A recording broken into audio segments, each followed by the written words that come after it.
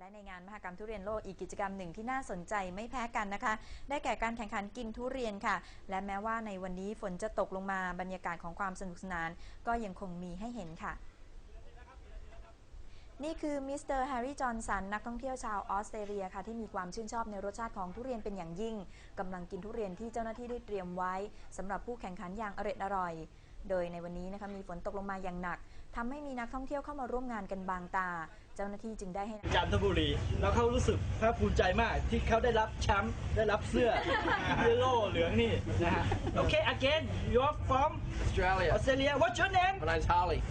Harley So what are you waiting for? Move to a location where you can eat the best fruit in the world. Why eat stodge and stucco? Why settle for second best when you can have the best? Don't justify your complacency to me or yourself or other people around you. Get off your ass. Go out there and get the best, man. You can do it. What are you waiting for? Anyone can do it. So can you. No excuse. Can you give us an insight into what your diet would consist of on a daily basis? Typical day, I'll do a few hours training in the morning and have some fruit with me. So I'm typically eating, on any given day, a minimum of about 4,000 calories. So that's typically 35 to 40 large bananas. Or if I'm not eating bananas, that could be like 20 to 30 mangoes, or even a couple of kilos of those medjool dates from California, and 3 or 4 litres of water, typically, a day. That many bananas, people think it sounds like a monkey diet. Yeah, a lot of people say, "Are you nuts?" And I'm like, "No, I'm bananas." It's but hey, I feel great, and people say it must take a lot of discipline. Don't you feel like a roast steak or something like that? And I'm like, no, I crave health, vitality. I crave a world where people have enough food to eat, and crave. I'm an environmentalist and I'm an animal lover, and for me, animal loving ain't shove them in the oven.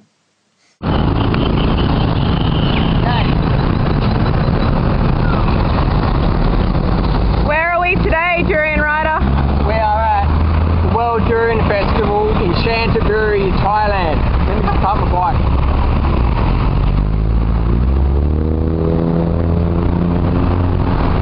Check this out.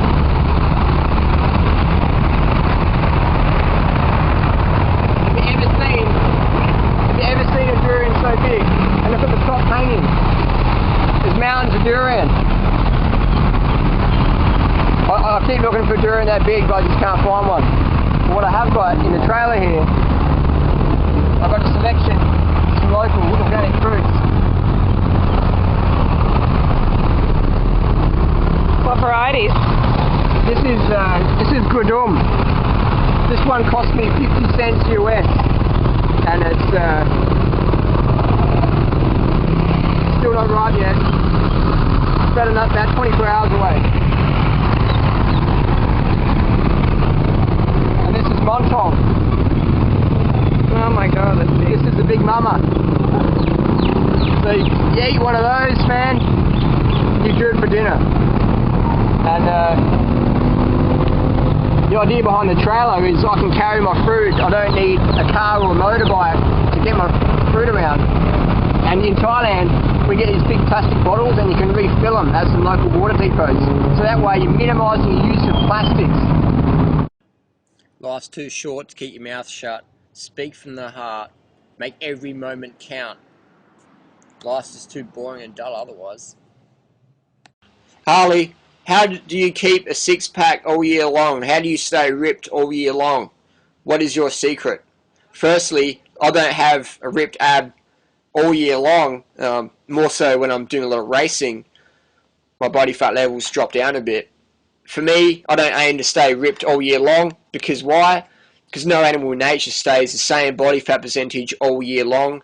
I've trained with some of the top cyclists in the world, and I'll tell you now that these guys' body weight fluctuates, up and down in the year. I know Lance only holds his lightest body weight for 4 weeks of the year, and that's in July for the Tour de France. He says that any more than 4 weeks, it's just too much on his immune system, and he can't hold that fitness, that high intensity fitness, for more than 4 weeks of the year. 4 weeks. So people are trying to, maintain this super cut, razor edge, shredded, and refined physique 52 weeks of the year, and not even the hardest of the hard super trainers, super dopers like Lance Armstrong can do it for 4 weeks. So we can see the impossible standard that people are ignorantly trying to maintain, and they're wondering why they're going crazy when they try and maintain this 52 weeks of the year, ripped, rock solid, 10-pack, roadmap veins in your legs sort of physique. Talk to champion bodybuilders. They're only super cut for 1 week of the year, maybe 2 weeks of the year. You know, for 2 competitions a year, they're super cut, and the rest of the time, they've got a bit of coating on them. When you walk past the magazine aisle and you see the Men's Health magazine with the model on the front with the airbrushed abs and the photoshopped abs and all that, people assume that that man, that person, that woman, they're like that all year round. It's like, no way, you know what I mean? No way. Haile Gebrselassie, he sets his world record in marathons. How many marathons does he do a year? 1 or 2 a year? You know what I mean? As people can only hold this thing for a very short window. Mass media plays on that and says, if you can't win every single race you do, if you don't look like a supermodel every single day, you're a failure. Buy our product, you guilty piece of shit. So my advice is, don't try and maintain low body fat levels for a very long time. It's like fitness, you know, it's up and down over the course of the year. Just roll with it, live the healthy lifestyle, live the fitness-based lifestyle, and don't become too attached to being the super champ 52 weeks a year, because nobody's doing that. And even if you look to nature, you know, no animal is prime rock and rolling 52 weeks a year. There's up and down variations. Even spiders I've collected, you know, spiders vary in body weight from, you know, the breeding cycle to summer, winter and spring. So don't try and maintain the same body fat levels or the same body weight all year round, because you're going to go crazy. And I know people that do go crazy trying to maintain that perfectionism. It's simply impossible, and you will go crazy in the process. So basically the body will fluctuate 10 to 15% over the year. So if you weigh 60 kilos, which, you know, that's what I weigh, my lightest of the year, and that's only maybe for a month of the year, 2 weeks of the year, when I'm doing, you know, full on peaked up for a 24-hour race, and after the 24 hours, I'll be about 60 kilos, anywhere up to 70 kilos in the off season. I'm, you know, doing a bit more weights and just, you know, not as much bike racing and running, stuff like that. So it's all good. It's 10 to 15% a year body weight increases. It's good for your hormones. It's good for your body. It's good for your mind. And you look at the people who are just, you know, hobbling down the street because they're running every day of the year, and I can't take a day off because I might get obese overnight, and I'm only running 8Ks an hour, but I look like I should be winning marathons, but I'm just so starved and depressed and I'm about to go crazy and saying, don't talk to me too long because I'm on the edge, man. You know someone like that? I do.